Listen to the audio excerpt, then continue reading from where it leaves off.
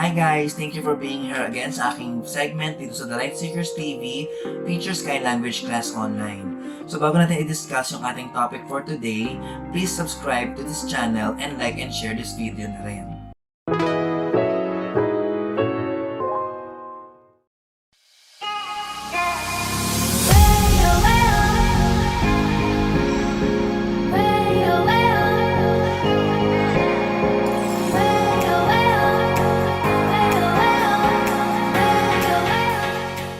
Ang pag-uusapan natin ngayon ay part pa rin ng aking series na Tense na Nakaka-Tense, kung saan pinapaliwanag natin ang paggamit, meaning, and structure ng mga verb tenses. So today, ang didiscuss ko ay ang overview lamang ng present tenses at mga forms nito. So tulad ng sa past tense, meron din itong 4 na forms. Ito ang mga present simple tense, present continuous tense, present perfect tense, at ang present perfect continuous tense. So, didiscuss natin sila at pag-uusapan para makatulong pang ma-develop ang ating communication skills. So, para ma-start na natin ang ating pag-uusapan, ililipat ko na kayo dun sa aking slide na ni-ready. Tara na! Ang pag-uusapan naman natin ngayon ay ang mga forms ng present tenses. Tulad ng sa past tense, meron ding 4 na forms ang present tense. Tara, alamin natin. Tulad ng sa past tense, ang present tenses din ay may kanya-kanyang paraan kung paano ba sila dapat ginagamit sa pagbuo ng sentence ayon sa purpose ng writer o speaker. At dahil ang tenses ng verb ay nagpapahiwatig ng time o panahon na pagsasagawa ng isang action, ang basic na tanong ay kailan ba nangyari o nangyayari ang isang action. Ito ba ay paulit-ulit na pangyayari? Nangyayari ngayon mismo? Pangyayaring tapos na pero patuloy pa rin nakaka-apekto sa present time?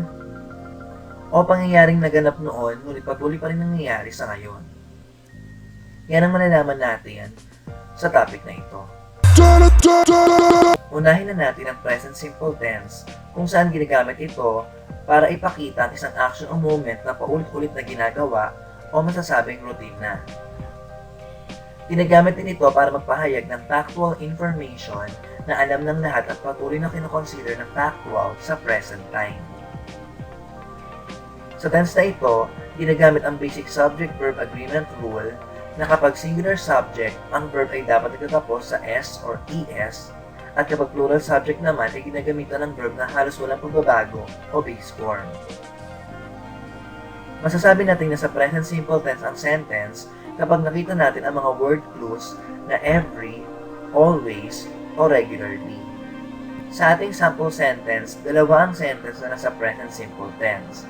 Ang una ay yung linking verb na is, kung saan sinasabi na sa unang sentence ay isang factual information about Althea na isang athlete. Sa pangalawang sentence naman, ang verb na practices naman ang action word na nasa present simple tense. Makikita din ang time word na everyday at dito sinasabi naman na araw-araw ang ginagawang pagpapractice ni Althea para sa isang game. Ginagamit naman ang verb na nasa present continuous tense kapag ngayon mismo nangyayari ang isang event at hindi pa ito natapos sa time na isinasad ito ng writer o speaker. Ginagamit naman dito ang mga linking verbs na is for singular subject at are for plural subject kasunod ang main verb na nagtatapos ing o present participle. May mga pagkakataong makikita ang mga time words na now, right now, or at this moment. Sa sample sentence, sinasabi na si Althea na isang athlete ay kasalukuyang nagpa-practice kung saan ginamit ang verb na is practicing. Makikita din na ginamit ang time word na at this moment.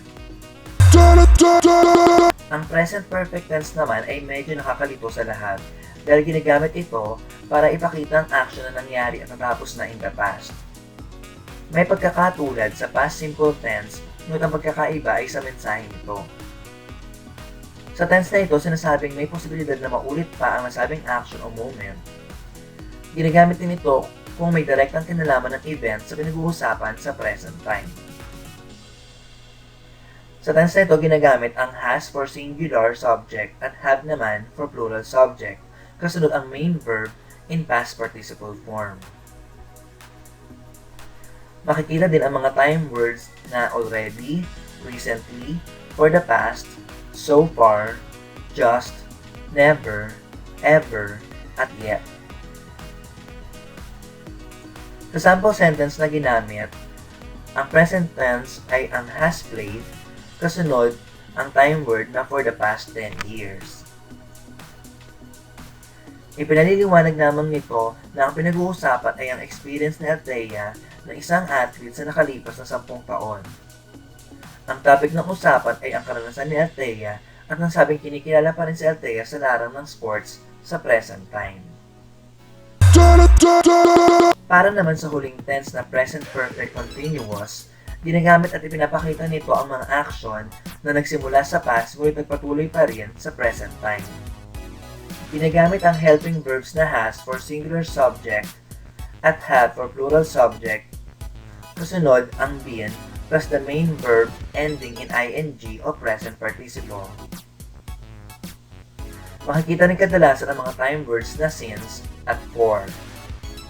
Sa ating sample sentence, sinasabi na si Althea ng isang athlete ay patuloy na nagka-practice ayon sa verb na ginamit na has been practicing. Siya ay nagka-practice sa halos 5 taon na sa ngayon. Makikita ang time word na for, kasunod ang almost 5 years. Let me test your skill naman this time. What you are going to do is to identify the verb and its present tense form for each sentence. Pause this video for a while so you can answer.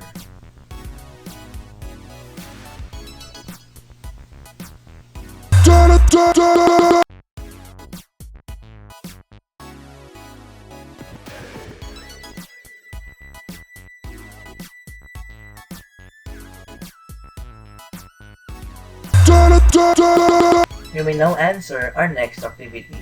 What you are going to do is to supply the following sentences with the correct form of present tense. Pause this video so you may answer. Now let's see your answers. For number 1, the verb should be in the present perfect tense, so the answer is have met. For number 2, the verb should be in the present continuous tense, so the answer is always coming. For number 3, the verb should be in the present perfect continuous, so the answer should be has been completing. And for the last number, it should be in the present simple tense, so the answer will still be live.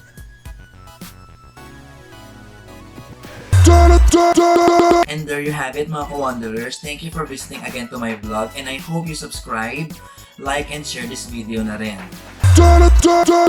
So I hope makatulong sa inyo itong topic na ito para ma-improve nyo pa ang inyong communication skills at para sa mga upcoming exams or test na pagdadaanan ninyo. With that, I hope na makita ko pa ulit kayo next time dito sa aking segment na Teacher Sky Language Online at pag-usapan pa natin ang marami pang versions ng mga tenses of the verbs. Thank you and God bless.